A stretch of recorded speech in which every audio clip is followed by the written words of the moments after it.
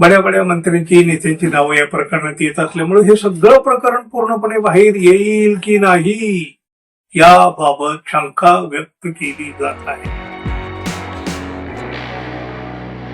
मित्र हो, नाशिकच्या भोंदू बाबा अशोक खरात जेवढ्या अडचणीत आला आहे ना त्यापेक्षा अधिक अडचणीमध्ये आपल्या राजकारणातले बडे बडे नेते येऊ लागले आहेत.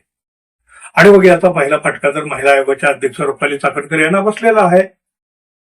त्यानंतर सरकारला हादरे बसावे तर हादरे अशी माहिती पोलीस तपासामध्ये उघड होऊ लागली असल्याचं सांगितलं जातं. या खराचा तपास करताना पोलिसांना काही अडचणी नक्की येत आहेत, पण विशेष तपास पथकानं या प्रकरणाचा तपास अत्यंत खोलात जाऊन आणि अत्यंत बारकाईनं अशा पद्धतीनं सुरू ठेवलेला आहे. अशोक खरात याच्या मोबाईलची कसून तपासणी सुरू केली आणि अखेर त्याच्या मोबाईल मधून मोठं घबाड पोलिसाच्या हाती लागलेलं आहे. अशोक खरात याच्या संपर्कामुळं बडे बडे नेते आधी धास्तावलेले आहेत, घाबरलेले आहेत, हादरलेले आहेत. अनेकांना आपलं मंत्रिपद जाण्याची भीती वाटू लागली आहे. त्या खराच्या नादाला लागून आपली विकेट पडते की काय ही चिंता काही नेत्यांना मंत्र्यांना आहे. आणि अशातच पोलिसांनी खराच्या मोबाईलचं CDR मिळवलेलं आहे.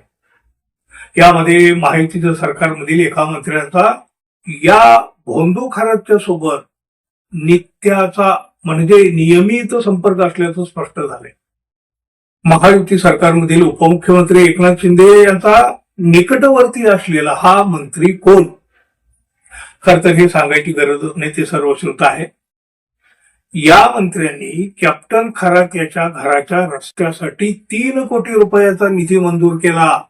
घराच्या रस्त्यासाठी सरकारी पैशानं बांधलेला हा रस्ता मंदिरासाठी असल्याचं दाखविलं गेलं फक्त. आणि यापेक्षा सुद्धा धक्कादायक म्हणजे कॅप्टन खरात याच्या मोबाईलमध्ये 30 ते 40 हाय प्रोफाईल नेत्याचे नंबर आढळले आहेत. या नंबरबाबत पोलीस आपली माहिती गोपनीय ठेवत आहेत, मात्र या नेत्यांच्याकडे सुद्धा चौकशी केली जाण्याची अधिक शक्यता आहे. भोंदू कॅप्टन खरात यानं पोलिसांच्या तपासामध्ये तशी फारशी माहिती दिलेली नाही. चतुर आहे तो, अवांतर इकडचं तिकडचं अशी काही माहिती सांगत त्याने या पोलिसांच्या तपासात सुद्धा खोळंबा करण्याचा प्रयत्न आहे त्याचा. त्यामुळं वरिष्ठ अधिकाऱ्यांनी याबाबत अत्यंत कणखर अशी भूमिका घेतलेली आहे. सध्या पोलिसांनी आपला तपास त्या 58 व्हिडिओकडे केंद्रित केलेला आहे.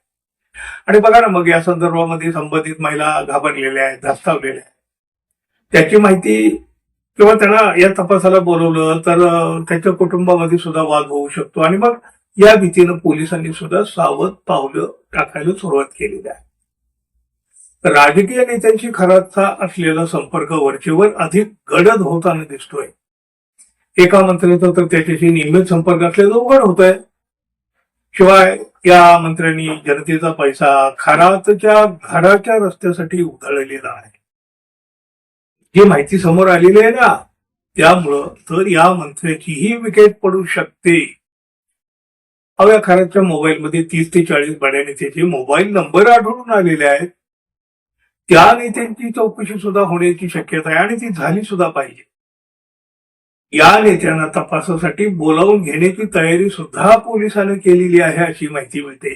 त्यामुळं अनेक राजकीय नेत्यांनी या प्रकारचा मोठा धसका घेतलेला आहे.